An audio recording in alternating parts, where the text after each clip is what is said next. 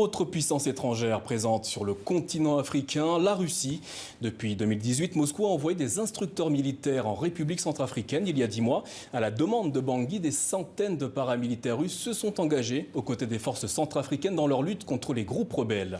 La présence russe en République centrafricaine suscite un certain nombre d'inquiétudes, d'autant qu'en mars dernier, un groupe d'experts de l'ONU soulignait de graves violations des droits humains commis par ces militaires russes. Pour aborder le sujet de la présence russe en République centrafricaine, nous sommes en direct avec la ministre des Affaires étrangères de la Centrafrique, Sylvie Baipotomon. Bonsoir et merci d'être avec nous.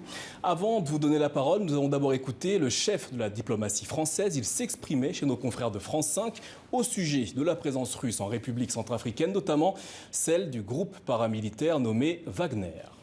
Wagner, c'est d'abord une société de mercenaires russes qui fait la guerre par procuration.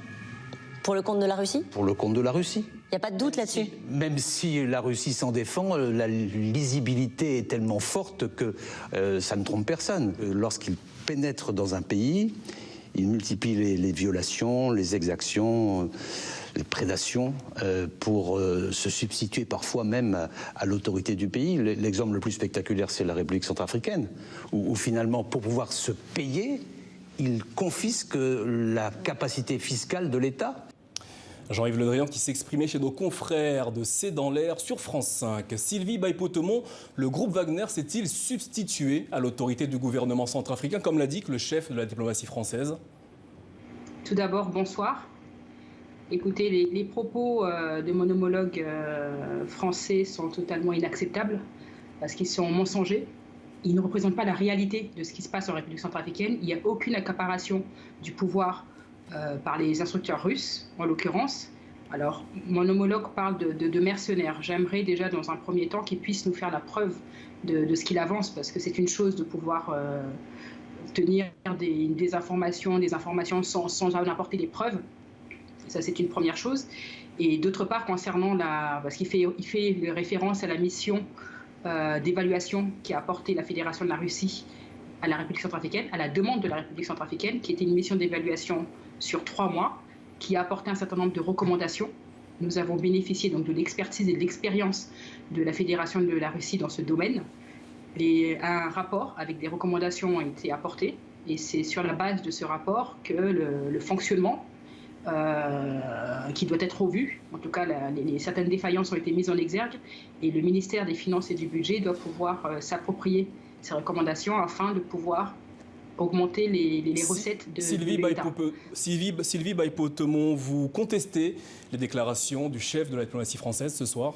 Tout à fait, je conteste, parce qu'il y a une volonté depuis un certain temps par mon homologue d'infantiliser la République centrafricaine. Il y a un certain nombre de menaces qui sont portées à l'encontre de la République centrafricaine, déjà dans les propos du président Macron, qui a accusé le président Touadéra d'être en otage des soi-disant mercenaires, en tout cas de la présence russe, ce qui est totalement faux.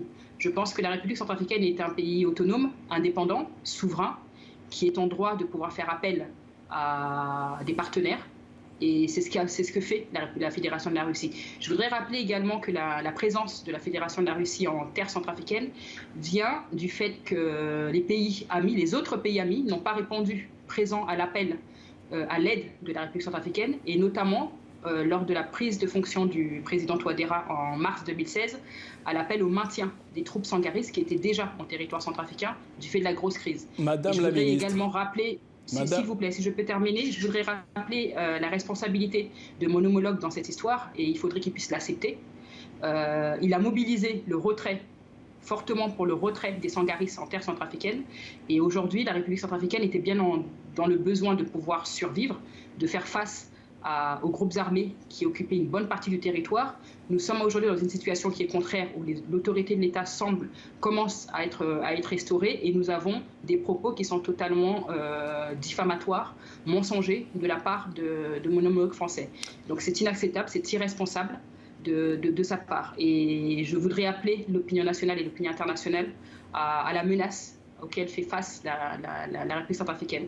Il serait important que quand il y a s'il y a des turbulences avec d'autres pays, qu'ils puissent les régler avec ces pays sans faire référence à la République centrafricaine. La République centrafricaine a beaucoup de défis et d'enjeux actuellement et ne veut pas se retrouver dans une guerre informationnelle entre deux puissances pour lesquelles elle ne se retrouve pas. Les besoins de la République centrafricaine sont autres.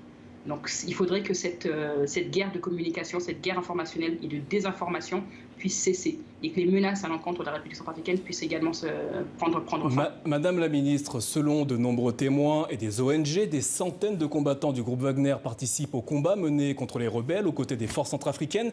Est-ce la réalité? Ce n'est pas la réalité. Écoutez, il ne faudrait pas qu'on se trompe d'ennemis.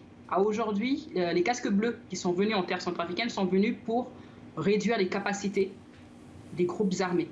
Les groupes armés continuent à sévir sur le terrain. Récemment, nous avons encore eu des cas d'attaque au niveau de Alindao et Bambari. Suite, notamment, je voudrais rappeler que sur cette localité, la présence du contingent gabonais a assuré une certaine sécurisation. Suite à ce retrait, il y a de nouvelles attaques qui sont constatées. Nous avons d'autres attaques ciblées dans d'autres situations. L'ennemi de la République centrafricaine, ce sont les groupes armés. Une guerre est une guerre. Forcément, il y a des dégâts collatéraux. La République centrafricaine est consciente qu'il y a des exactions. Il y a eu le rapport des Nations Unies auquel elle a répondu en mettant en place une commission nationale d'enquête qui a rendu son rapport. Il faut laisser la justice faire son travail. Je voudrais également rappeler que depuis des décennies, la République centrafricaine fait face à de nombreux conflits, à de nombreuses exactions sur son territoire. Toutes les troupes auxquelles elle a fait appel pour venir justement lui apporter de l'aide ont commis des exactions. Je voudrais rappeler également que nous avons, et c'est toujours pendant, l'opération Sangaris qui a commis des actes de violation sur des mineurs. Nous attendons également des réponses par rapport à cela. Aujourd'hui, il y a des exactions, également des FACA, qui ont été attestées. Ils passeront devant la justice. Un tribunal militaire a été mis en place en République centrafricaine. Donc justice sera rendue. Mais il faut ne pas se tromper d'ennemis. Aujourd'hui, en République centrafricaine, il faut créer les conditions pour que le gouvernement et les autorités centrafricaines puissent travailler. Et créer ces conditions, c'est d'être ensemble sur la même voie qui est celle de l'anéantissement des groupes armés. Parce que c'est ceux-là qui sont des mercenaires. Parce que je voudrais rappeler que les groupes armés qui sévissent ne sont pas, les leaders ne sont pas des Centrafricains. Hormis l'ancien président Bozizé qui est centrafricain, mais qui a un dossier au niveau de la CPI et également au niveau de la justice centrafricaine. Donc, quand la justice doit faire son travail, il faut la laisser faire son travail. Merci Madame la ministre Sylvie Baï-Potemon d'avoir répondu à nos questions ce soir.